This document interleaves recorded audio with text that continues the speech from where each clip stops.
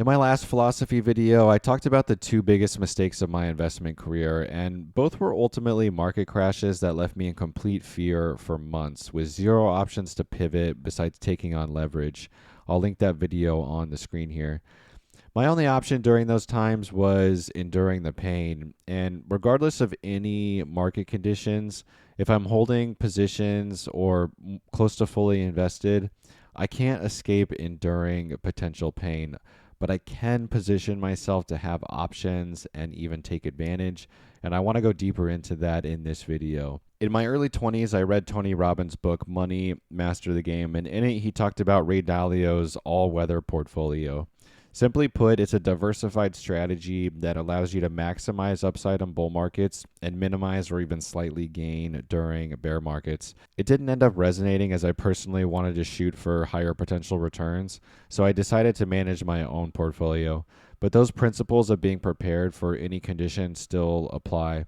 As a side note, State Street launched an ETF based on Dalio's all-weather strategy, ticker ALLW, and I may add that to my portfolio in the future. Now, managing my own portfolio, I need to do these four things. I need to stay nimble, I need to be somewhat diversified, I need to choose instruments and sizing appropriately, and maintain the right psychology at all times as much as possible. So let's dive into each one of those. Now, a key part of my nimbleness is my 15 to 17% cash position, plus my emergency/opportunity fund.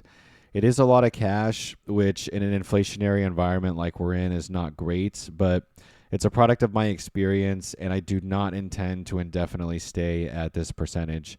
If the right opportunities presented themselves, I would deploy capital, even to the point of leverage, if it felt right. And I have taken out loans before to increase leverage even more, and you can see that with the debt that I had in 2024. How I would deploy is completely dependent on market conditions, so I can't necessarily share what exactly I would do, but I can use April of last year as an example. During the sell-off into April last year, I did two things. First, I recalibrated my portfolio posture by selling off all of my underperforming mining stocks, which I never added back, and I trimmed some others to de-risk and increase my cash position.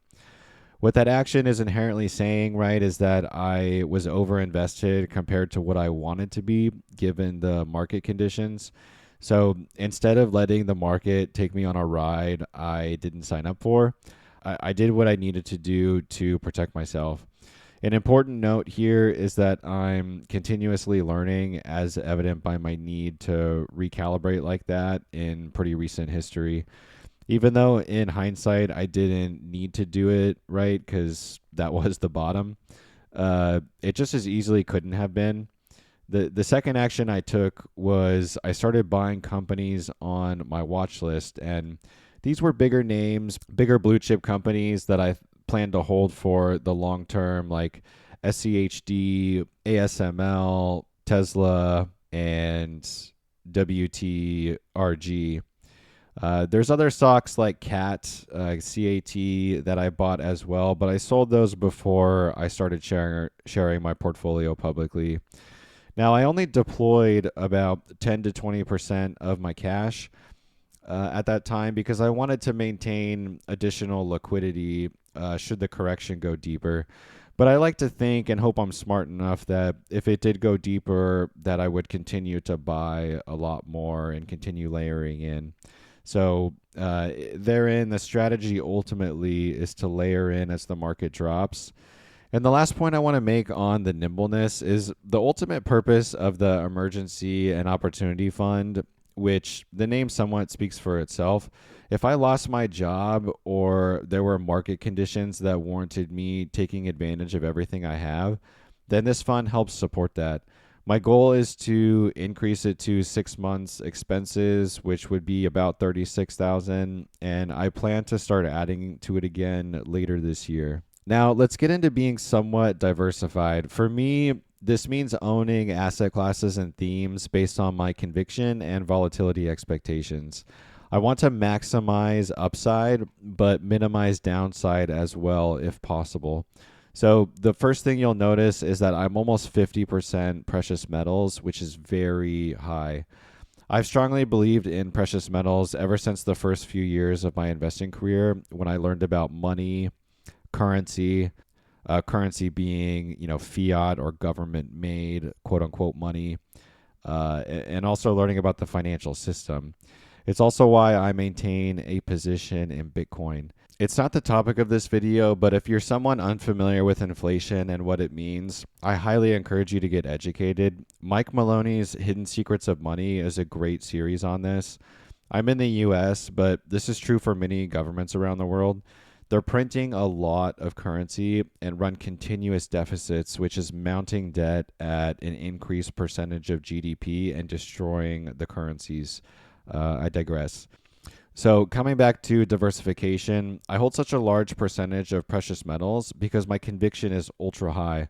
I'm confident gold and probably silver are going much higher, even if it takes many more years. Now, looking at the other components in my portfolio, you can see it's a lot more diversified. That is intentional to reduce some volatility as market dynamics and conditions shift. Right, I have positions in larger companies and ETFs, but it's also because I don't have any particular strong conviction to have an outsized weighting somewhere else. I do strongly believe in industrial metals like copper, and I've been accumulating stocks there like BHP, and then almost all forms of energy. I accumulated some energy stocks a couple months ago, but those have kind of been on a tear, so I haven't been able to add to them. But I do plan to continue to add as able and make them outsized if I can, at least compared to the other non precious metals weightings. Now, moving into instrument choice and sizing positions appropriately, this is where I generally have a descending risk profile within each theme. Using precious metals as an example, I have my largest positions in the metals themselves and my highest conviction, larger market cap companies, mutual funds, and ETFs. Only then does my capital trickle down into the riskier, smaller producers, development, and exploration companies. This inherently reduces volatility and decreases risk. Now, there are times I will increase sizing of those riskier instruments, but only during times of extreme value or sentiment. For example, one of my largest individual stock positions early last year was Golconda Gold, and that only had a market cap of around 30 million at the time. Another example of my instrument and sizing is my overall investing account. My largest positions are in broad ETFs like SCHD and FLBR, or larger blue chip companies I really like. The ETFs are great because someone else manages the components and shifting in winners and shifting out losers or shifting sector weightings. And then I have smaller, more gambling type positions in innovation companies like CRISPR Therapeutics, Archer Aviation, and Tempest AI. These companies don't make a profit, right? So you're betting on growth and them establishing themselves in the market. And so smaller weightings is prudent. The last comment on instruments I want to make is that sometimes I will use other instruments if it makes sense. For example, in my trading accounts, I may use options or futures. My most recent trade on Bitcoin, I decided to use futures, ticker MBT, but I could have used an ETF too. There's no reason really that I use the futures. But a different example it made sense to use options with is the SLV call options that I bought in December. I bought $4,000 worth of the options, and to have the same amount of leverage in a stock position, I would have had to buy around 25,000 of SLV shares.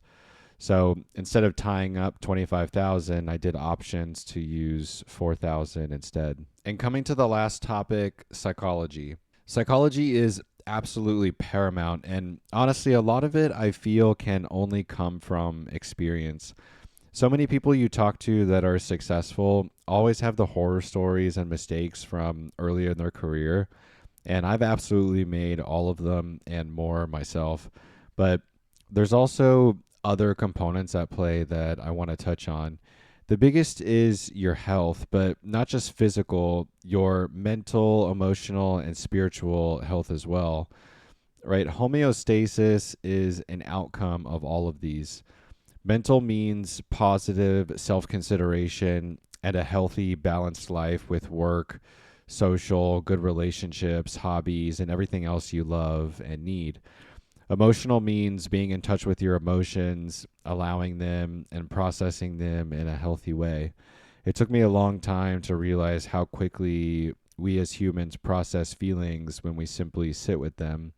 And we all know how destructive they can be in our lives if we don't process them. They never subside until you allow the processing. And spiritual means whatever that means to you. Even if you're atheist, be in touch with the earth and Mother Nature and connection to all life. I have a lot more thoughts on these I'd love to share, but I'll make a separate video in the future about it. Other components of psychology more related to the markets are accepting uncertainty of conditions. Nobody knows what's going to happen and how things will unfold, so you have to embrace uncertainty. You want to plan for failure and how you will respond. So ideally, your plan is a sequence of if-thens so that you don't let emotion come into play during extreme circumstances. And you want to stay within your convictions and your education level with the market. It's the only way I've found to have sustaining control over your behavior.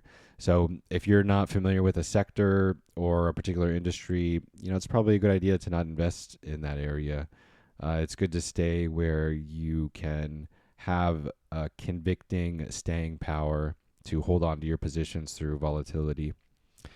And lastly, on psychology, you have to love what you do, right? I struggled for a long time knowing my purpose in life and what direction to go in. And in some respects, I still don't know. But one purpose I do know is I love the investing and trading game, and I expect I'll continue this journey for the rest of my life. So, in conclusion, staying nimble provides flexibility to maneuver and take advantage of opportunities as they come up. And as we all know, you never know when these opportunities are going to come. But as you move through that journey, you want to be somewhat diversified so that your performance isn't tied to one outcome. A great example is how the oil and gas and agriculture positions have been outperforming while precious metals and Bitcoin pulls back. Yes, those are smaller weightings, and I wish they were bigger to hold up the portfolio more, but it still matters and helps. And another thing that helps is layering your risk profile appropriately, right? And using the right instruments to optimize your allocations. And lastly, psychology helps you execute day to day and week to week as best as possible so that you're deeply focused on the long term goals. It can be really easy to get distracted as the days pass and start misallocating or getting into positions you shouldn't be in. And I'm deeply guilty of that in my career and to this day. For example, I don't think I really needed to get into Millennium Potash. And now I'm down almost 50% on it, I think. I should have just put a heavier weighting into Nutrien and Intrepid, but that's okay. Another lesson, and I do think this stock will come back and give me a gain in the long run. That's all for this video. On my channel, I share my entire portfolio, position changes I make, and the reasonings behind it. And I post all my transactions in real time on X. Thanks so much for watching. I'll see you in the next one.